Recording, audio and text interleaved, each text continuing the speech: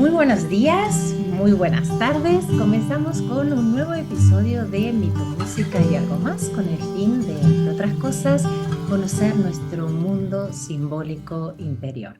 Hoy se encuentra con nosotros Jordi Jauset.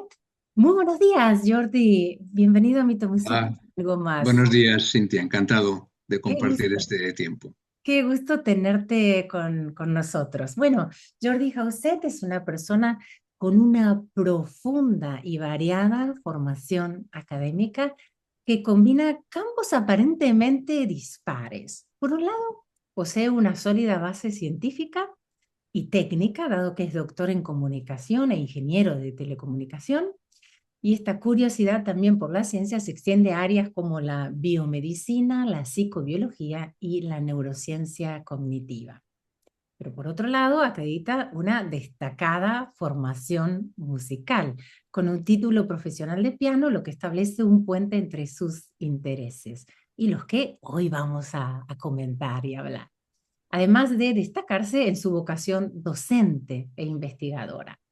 Ha colaborado con diversas instituciones académicas en temáticas de musicoterapia y la interacción entre música y cerebro. Actualmente ejerce como consultor y conferenciante divulgando los beneficios que aporta la música.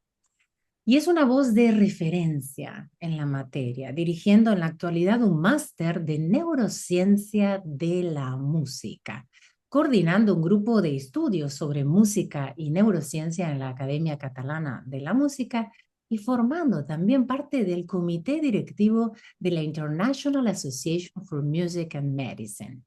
Su experiencia se refleja en una prolífica producción editorial con 14 libros de autoría personal, entre los cuales 9 de ellos dedicados a la interacción entre música y cerebro, y más de una cincuentena de artículos académicos y divulgativos. Bueno, finalmente Jordi tiene una trayectoria personal vinculada a la interpretación musical, ¿no? Que desde joven ha formado parte de un grupo familiar que obtuvo premios europeos de interpretación. Qué lujo tenerte en Mito Música y algo más, Jordi. La verdad que es un placer con tu background poder compartir y dialogar sobre música y cerebro y el impacto que la música tiene en la vida de las personas. Realmente es un placer tenerte aquí. Y bueno, comencemos desde, cuéntanos un poco. Muchas gracias por la presentación, Cintia, por tus palabras. Un placer, un placer. Jordi, desde la neurociencia, ¿no? Que es tu campo también de trabajo, ¿no? En la actualidad, en el máster que diriges. Desde la neurociencia, ¿cómo podemos entender el sonido, pero el sonido, no la música? Vayamos al sonido como vibración, ¿no? El sonido no solo influye en el cerebro, ¿no? Influye en nuestra vida emocional, en nuestro bienestar emocional, en los estados de conciencia. ¿Cómo puedes, qué relación hay ahí entre lo que sería el sonido, la vibración y la neurociencia? Pues fíjate, por ejemplo, voy a poner un breve ejemplo. Si yo me tomo una tacita de café con cafeína, al cabo de unos minutos, pues experimentaré más atención, más concentración, todo porque hay un cambio bioquímico en el que no se deja que la adenosina, que es un neurotransmisor, se recapte con sus receptores, ¿no? Esto lo bloquea la cafeína y hace que no sintamos esa sensación de cansancio. Ujú. Aquí ha habido una estimulación que es química de la cafeína, un resultado cognitivo de más atención o un estado de alerta. Si yo me pongo a hacer ejercicio físico con movimiento, a cabo de un rato notaré, bueno, cuando termine la sesión, notaré que tengo más energía. Mi cerebro ha segregado endorfinas, que son unos opioides endógenos, y por lo tanto mi estado de bienestar pues, es mejor que el de antes. Tal cual. Aquí he pasado de un estímulo físico a otra sensación que es más energética, ¿no? Ujú. ¿Qué ocurre con el sonido? Bueno, el sonido, su origen es un movimiento de un objeto, de unas cuerdas vocales. las cuerdas de una guitarra, y ese movimiento genera una movilización de las partículas del medio, el aire, un sólido o un gas, y eso es lo que capta el tímpano, porque hay una variación de la presión atmosférica. El Ujú. tímpano es una membranita muy sensible que detecta esa variación y se mueve. Bueno, pues a partir de ese movimiento, del movimiento de los huesecillos, de toda una estructura que hay en el oído interno, ese movimiento se convierte en impulsos nerviosos que van a distintas partes de nuestro cerebro.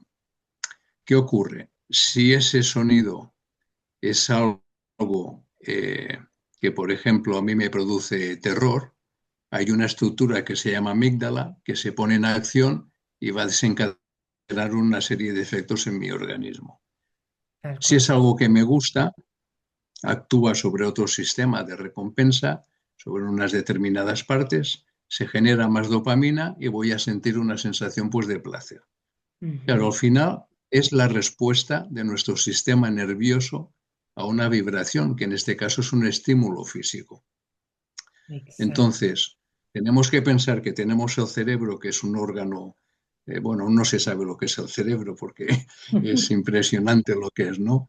Pero bueno, que tiene muchos sensores que detectamos variables físicas, químicas, de todo tipo, y nuestro sistema nervioso le da una respuesta.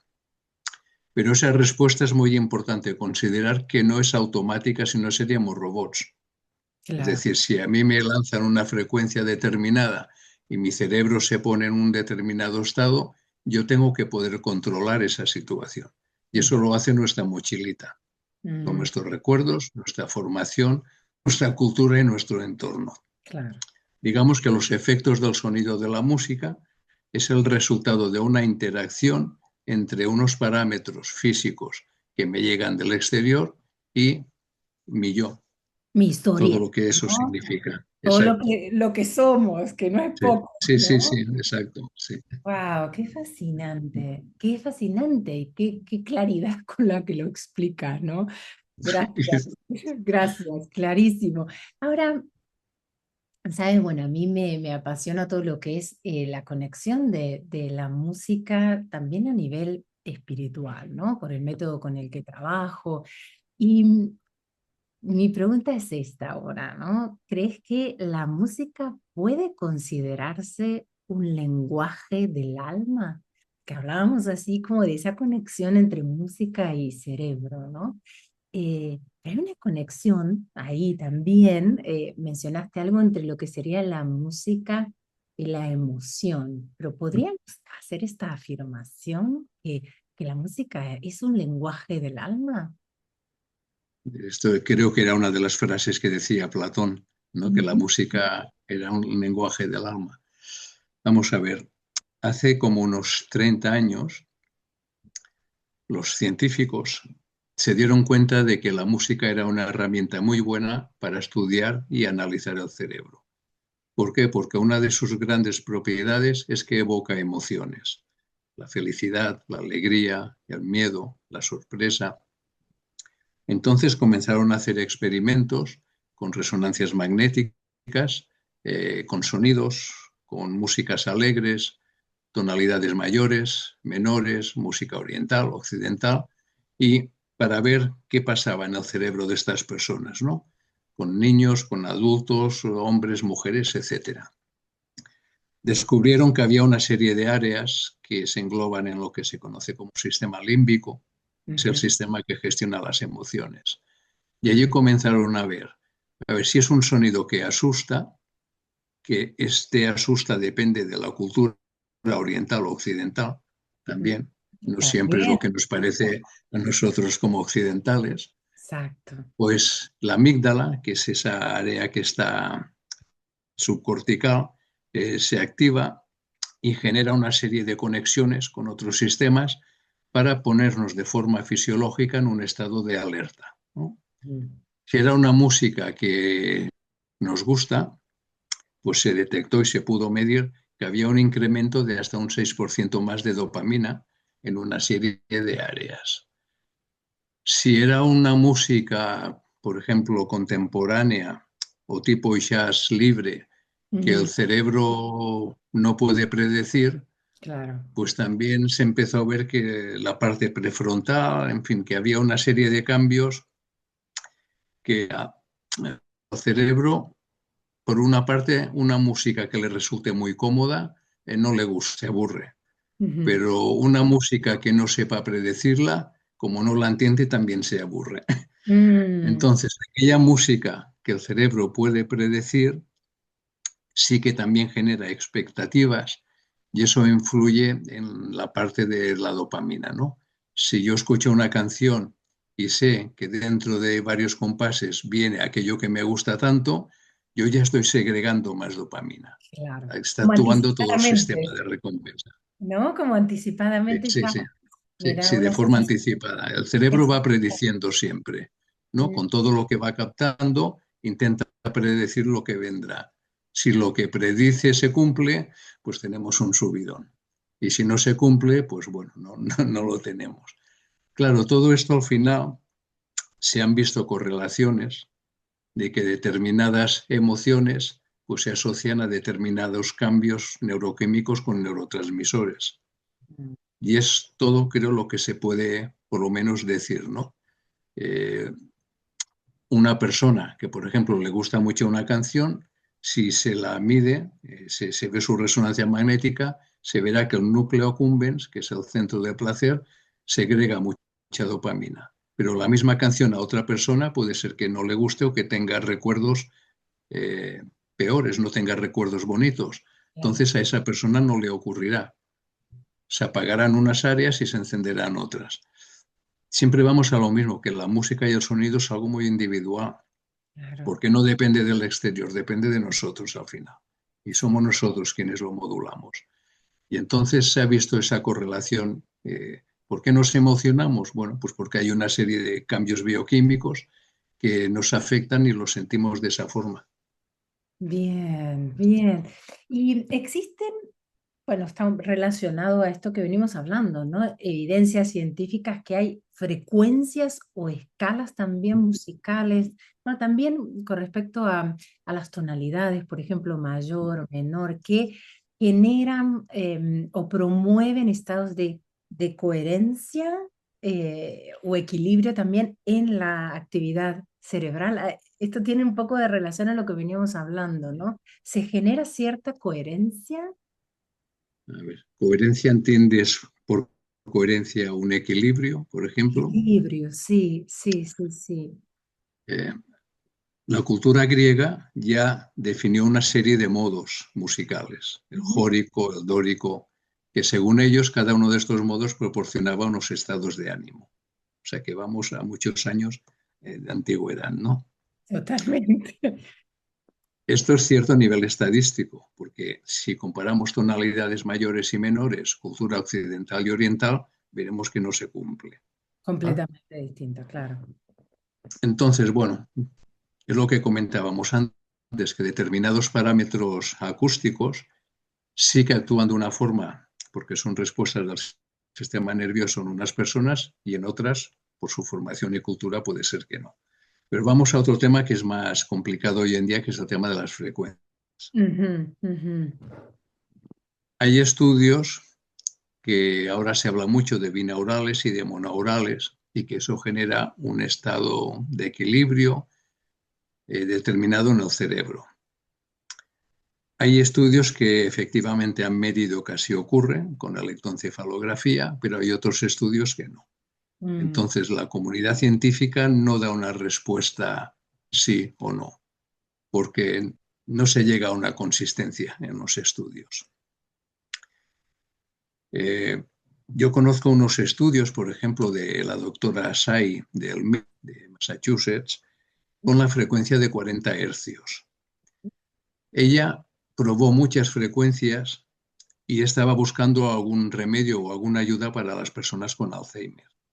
Entonces ella observó que una frecuencia de 40 hercios auditiva y también viendo una pantalla que fluctuara a 40 hercios aumentaba la creación de ondas gamma cerebrales. Y ese aumento se correlacionaba con una disminución de las placas beta amiloide. Esto empezó estos estudios creo que en el año 2014 Ahora están en la última fase clínica con una muestra de más de 500 personas, pero hasta ahora los resultados son bastante positivos. ¿Qué ocurría según esta investigación? Que escuchar o ver una luz que fluctúa 40 veces por segundo crea ondas gamma, es decir, el cerebro se sintoniza. Entonces, con las monoaurales o las binaurales se dice lo mismo, que si yo estimulo a una frecuencia de 4 hercios, 5 o 6, el cerebro se va a sintonizar a esa frecuencia. Mm, Esto ya digo, hay estudios que dicen que sí y otros que no. ¿Cuál es el problema?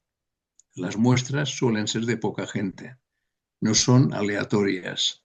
No hay protocolos para poder replicar lo mismo en distintos lugares. Entonces, si no hay esta homogeneidad, no se puede dar un veredicto o un dictamen global. ujú. ¿Esta sincronización te refieres a lo que se conoce como entrainment en Sí, música el arrastre de frecuencias y el entrainment, sí, sí. frecuencia? Es Esto fascinante. se basa en parte, bueno, porque yo, por ejemplo, si estoy meditando, pues Sí. se mide con una electroencefalografía que la actividad cerebral predominantemente estará en una frecuencia entre 4, 6, 8 hercios, que son las ondas alfa o las ondas teta, ¿no? Ujú. Entonces, claro, con estas ondas monoaurales o binaurales, lo que se pretende es que si yo tengo un estímulo auditivo de ese tipo de frecuencia, que mi cerebro se conecte a esa frecuencia. Pero esto parece ser que no siempre es así, que hay casos que sí y hay casos que no. Y Ah, yo siempre digo lo mismo, al final está tu voluntad, porque es que si no seríamos robots. A ver, como un mando a distancia, nos pondrían en el estado que quieren enviándonos frecuencias, ¿no? no, que no lleguemos a eso, por favor. Tal cual, pero de nuevo volvemos a la individualidad, ¿no? ¿Quiénes somos como Sí, individuos, ¿no? Nuestra propia historia.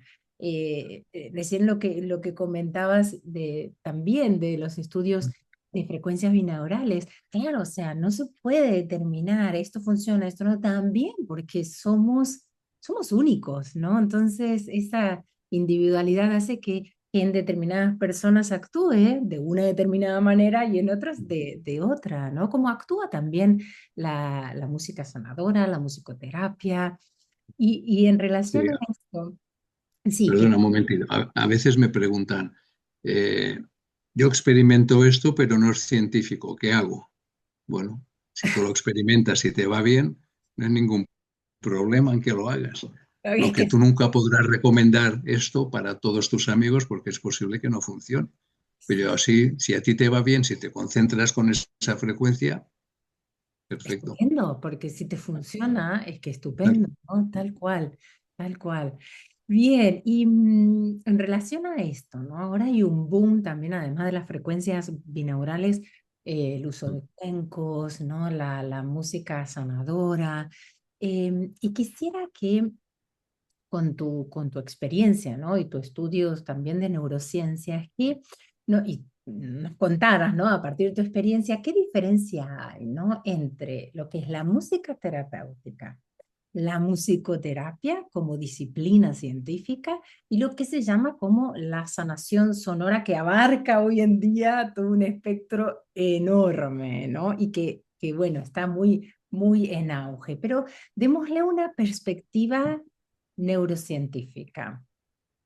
Vamos a ver. Música terapéutica, ¿te refieres, por ejemplo, a una música ambiental en la sala de un dentista Por ejemplo, o músicos que van al hospital a tocar en la habitación de un enfermo? sin un objetivo terapéutico, ¿sí? O Vale, sea, vale, es sanadora, ¿no? Pero no hay como vale. en musicoterapia objetivos terapéuticos. Muy bien. ¿Qué proporciona esto? Bueno, en una sala del dentista yo me imagino música clásica, suave, pero no es cierto que a todo el mundo que esté esperando esa música le va a calmar. Puede Ujú. ser que a mí me irrite y me ponga más nervioso de lo que estoy, ¿no? Siempre se juega a efectos estadísticos. La música terapéutica. Música terapéutica, entre comillas, depende si a mí me va bien esa música o no. ¿Qué me puede proporcionar? Bueno, unos minutos de felicidad, de calma y de paz. Y hasta ahí llega. Como tú bien decías, musicoterapia, disciplina científica.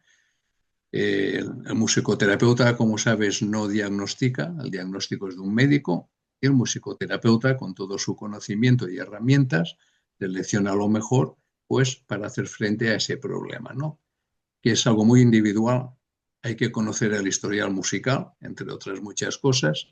Son muchas sesiones y hay unos objetivos, evidentemente terapéuticos, y unas evaluaciones para ver si todo lo que se estaba haciendo tiene resultados o no. Claro, esto es un proceso terapéutico largo y serio, Ujú. con muchos fundamentos y muchas evidencias. Sanación sonora. Bueno, aquí nos vamos otra vez al límite de lo científico, ¿no? A la parasía. Hay gente que vende el sonido de un gong o el cuenco tibetano como que hace milagros. No hace milagros ni el sonido del gong ni la música, porque al final todo depende de mí. Ujú. Lo que pasa es que, bueno, sí que hay estudios que con estas técnicas de meditación de instrumentos sonoros, que se puede producir? Disminuir la ansiedad, aportar calma, disminuir el estrés y algunos parámetros más que se detectan que pueden ir bien, ¿no? Pero yo siempre digo, depende mucho de mi estado personal en ese momento, del lugar, del entorno y de mi aceptación. Si yo voy a un lugar para hacer una sesión sanadora y yo estoy convencido, claro, me va a hacer a mí más efecto que a otra persona.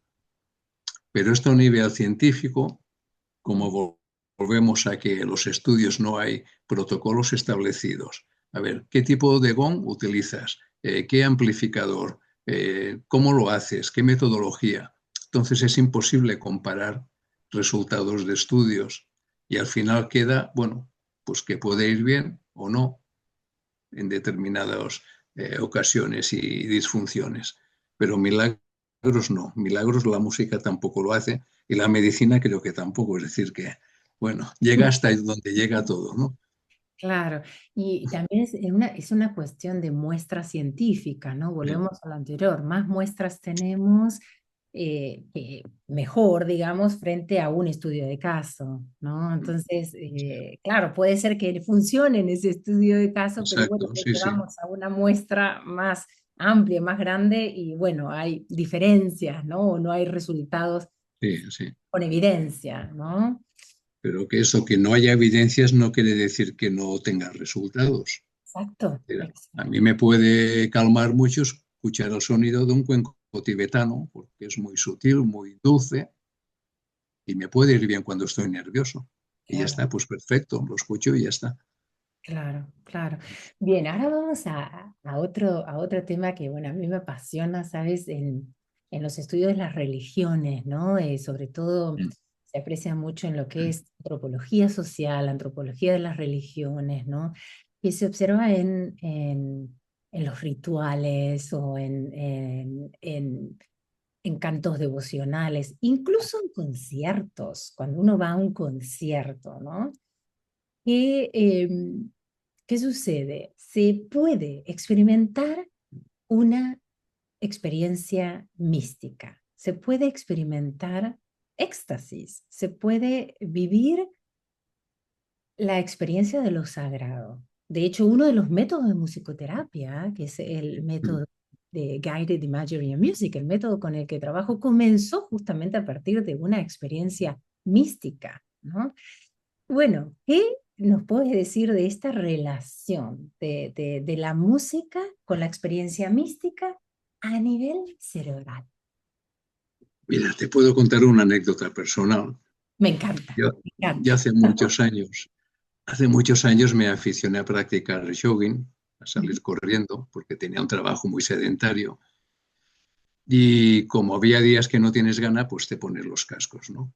Yo, Ujú. como hace tantos años, me ponía cassettes. Imagínate, te estoy hablando de los años finales de la década de los 80, 90 que empecé. Qué bien. Y bueno, cuando ya empecé a poder estar 45 minutos, una hora seguido, pues tuve durante varias veces unas experiencias que me asustaron un poco, Mm. porque experimenté aquello de que yo era todo uno con lo que me envolvía. Wow. A ver cómo lo explico. Uy, ay, ay. Iba, Me encanta. iba por el bosque, era un entorno precioso por el bosque, y Mm. entonces lo que notaba es que no había diferencia entre la terminación de mi piel y el aire. O sea, era una sensación, eso, ser todo con el universo, con uno. Bueno, llegué a casa, me asusté un poco, digo, a ver qué me está pasando, qué pasa en mi cerebro, y comencé a buscar investigaciones de meditación. Y entonces me di cuenta de que, bueno, era una de las cosas que ellos experimentaban, ese estado de ser uno con el universo, y la explicación neurocientífica es que se produce un desacoplo perceptivo en Mm. el sentido de que el lóbulo parietal, que es el responsable de gestionar el espacio y el tiempo, se inhibe y se activan otras áreas como la ínsula y el córtex cingulado que tienen que ver más con el yo interior. Mm. Entonces da la sensación de que desconectas de estímulos externos, por eso no tienes la sensación de separación, no lo percibes y conectas más con tu parte emocional y tu parte interna. Es una de las formas en que se explican en estos cambios de diferencia de activación. También hay unos estudios de hace unos años que alguien inventó un casco que le llamaban el casco de Dios. No sé si lo has No, escuchado. no, no, cuéntame. Bueno, pues era una especie de gorro metálico con unos electrodos, de manera que se lo ponían a una persona y le estimulaban unas partes con corrientes y otras no. Y lo que conseguían era algo similar, dar más estímulo eléctrico a esas partes de la ínsula y la parte que conecta con tu interior y desconectar más la parte del lóbulo parietal. Y esas personas experimentaban estados místicos, Wow. cosas que, bueno, pues antes no sé, yo no digo que no haya experiencias místicas de otra forma, ¿no? Espirituales, es un ámbito muy complicado, pero que a través de la neurociencia y modificando conexiones cerebrales puedes llegar a experimentar estados similares. Wow. Qué interesante esto del casco. No lo había escuchado nunca, me Sí, sí, pues encantó. búscalo por internet que lo verás. Casco de Dios. Wow, súper interesante. Bien, Jordi, mira, estuvimos hablando de música, estuvimos hablando de sonido, estuvimos hablando de frecuencia, de vibración, ¿no? Pero no hablamos del silencio. Mm. ¿Qué pasa con el silencio? ¿Qué papel juega el silencio en esta relación música, cerebro, espíritu, ¿no? Cómo tiene un Mm. poder también transformador, ¿no? A nivel neuronal. ¿Qué nos puedes decir?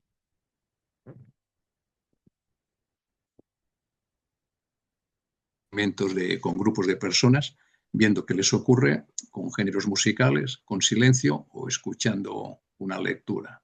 Y una de las sorpresas es que durante las pausas de silencio, que eran de unos minutos, pues se observaba que había efectos más positivos a nivel fisiológico que incluso con la música. Entonces, ¿qué hace el silencio? Bueno, si yo no escucho nada, tengo menos estímulos, el cerebro trabaja menos, está algo más descansado y parece ser que eso lo dedica a reorganizarse, incluso a neurogénesis. Hay estudios que lo indican con neurogénesis y a consolidar el aprendizaje. Ujú. Es muy importante, de la misma forma que la música te moviliza y te activa, el silencio lo que hace es consolidar e integrar. Como siempre, lo ideal que es ciclos, activación musical y pausas. Mm. Igual que se recomienda mucho las pausas, los famosos recreos en las escuelas para Oh. interrumpir la parte de estudio, porque durante ese tiempo, al no pensar en lo que has estado viendo en clase, tu cerebro sí que está trabajando y consolidando aprendizaje durante esas pausas. Mm. Fíjate que un silencio, por ejemplo, una persona que lo aíslen en una cabina sensorial, impidiéndole estímulos externos, el cerebro se va destruyendo, porque el cerebro necesita estímulos, necesita movimiento, si no las neuronas se mueren. Mm, Cuando a veces vemos en una película que ponen a personas en esas celdas sin luz, bueno, eso es horrible para el cerebro. Es un trauma impresionante.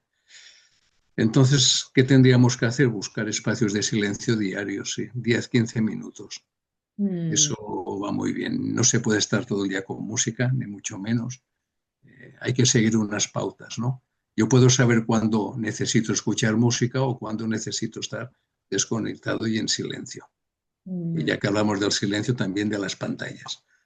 Totalmente, totalmente. Me encantó esta relación de silencio e integración. Me parece fundamental. Sí, sí, ahí es transformador el silencio también. Hay estudios que así lo indican. Sí. Fascinante, fascinante. Bien, y bueno, ya nos vamos acercando al final de esta entrevista, ¿no? Quisiera mencionar algo más en relación a la educación, ¿no? O sea, ¿qué papel podría desempeñar la educación musical hoy en Mm. día, ¿no? Para generar, bueno, nuestros niños, adolescentes, los jóvenes, ¿no? En el desarrollo de una sociedad más consciente, que es lo que todos deseamos, ¿no? Más consciente, más empática y hablando de integración también, más espiritualmente integrada, ¿no? ¿Cómo lo ves, ¿no? O sea, ¿qué papel podría desempeñar, ¿no? La educación musical hoy en día? Yo creo que todos los que amamos la música es nuestro sueño, Mm, ¿no? De que la música tuviera esta función, fuera una materia obligatoria, pero no aprender un instrumento. La música es mucho más amplio, ¿no?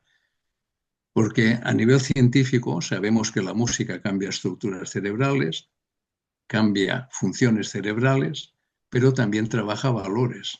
Trabaja el valor de la constancia, del esfuerzo, trabaja el valor de saber escuchar. Si yo toco en un grupo o canto en un grupo, si no sé bien lo que voy a hacer, voy a fastidiar al grupo. Se aprende a trabajar en equipo, entonces hay un trabajo importante de valores. Se trabaja la empatía, ¿no? Y el saber escuchar también. A efectos filosóficos, pues las culturas como la griega, la hindú o la sufí, Platón ya lo decía, que la música educa al alma, ¿no? ujú. La música es un vehículo de armonización. Y claro, es muy bonito decirlo. Yo a veces en alguna entrevista he dicho, medio en serio, medio en broma, si los diputados antes de una sesión de control de Congreso se pusieran todos a cantar, las cosas serían distintas, pero ese canto tendría que ser con una intención. Esa intención existiría. O sea, es una utopía, ¿no? Que lo hicieran. La música influye en lo que tú comentabas de una mejor sociedad, pero yo creo que más que la música es la educación en general. Todos somos seres humanos, todos vivimos en el mismo entorno, todos estamos aquí en un periodo, luego nos vamos a ir, no sé dónde, pero no vamos a estar. Entonces, ¿para qué fastidiarse unos a otros y vivir en guerras y con ambiciones? No sé, yo creo que falta, bueno, pues esa educación general, ¿no? Que si se acompaña de la musical, perfecto. Qué hermoso esto que dices, totalmente de acuerdo, lo comparto 100%, sí. Bien, Jordi, bueno, ¿cómo pueden contactarte los oyentes? ¿Cómo pueden contactarte a ti? Cuéntanos también un poquito sobre el máster, que quiero dar un espacio a esto que me parece también todo esto que nos has comentado, es algo que se puede profundizar en este máster y bueno, ¿cómo llegar al máster también? Cuéntanos un poco. Mira, para contactar conmigo, la página web www.jordijauset.es. Perfecto. Allí cuelgo actividades, hay muchos artículos, hay una lupa en la parte superior que pones una palabra Alzheimer y te saldrán artículos que he ido publicando yo o bien de otras personas, pero contiene mucha información. En cuanto al más, bueno, pues hace 4 o 5 años había personas que por correo electrónico me preguntaban, ¿dónde puedo estudiar esto? Y yo les tenía que decir, pues no hay ningún estudio, no lo sé. Yo he ido cogiendo de aquí, de allí, de congresos, de conferencias, y bueno, pues diseñé un programa máster con una parte importante de fundamentos científicos, que era lo que yo veía que faltaba, por ejemplo, en los estudios de musicoterapia. Yo he sido profesor varios años en diversos másteres y no entendía por qué no había más información cerebral, incluso del sonido. Había formaciones mucho más específicas, clínicas y de otro tipo, pero para mí estas eran dos bases importantes. Entonces, bueno, como a lo largo desde el año 2008 he ido publicando una serie de libros, unos dedicados a musicoterapia, al cerebro, a la influencia de la música en la educación, influencia de la música en los establecimientos comerciales, pues pensé, bueno, pues puedo diseñar un máster que tenga una parte científica y luego aplicaciones. Aplicaciones en la educación, en la salud, en el marketing y en el deporte. La música también se utiliza para mejorar marcas y todo esto. Y de allí salió el diseño del máster y bueno, empezaremos en febrero de este año en la Universidad de Lleida. Es un título propio, no da acceso al doctorado porque tiene unos trámites administrativos más complicados. Es un año, 50 sesiones en directo con los profesores, una vez por semana. ¿Y qué más iba a decirte? Vamos a tratar todos estos temas, incluso altas capacidades. Hay una profesora especializada en altas capacidades, hay psicólogos, psicólogas, musicoterapeutas, hay un neurólogo que además es jefe es director médico del centro alemán que hay en Dubái de medicina, es un médico neurólogo, hay una médica experta en los sistemas de neuroimágenes, bueno, que tocamos un poquito todos los ámbitos. Entonces, bueno, Excelente. Excelente y, las aplicaciones. ¿Y sí. es semipresencial, es presencial? ¿Esto cómo funciona? A ver, lo vamos a hacer en principio online Ujú.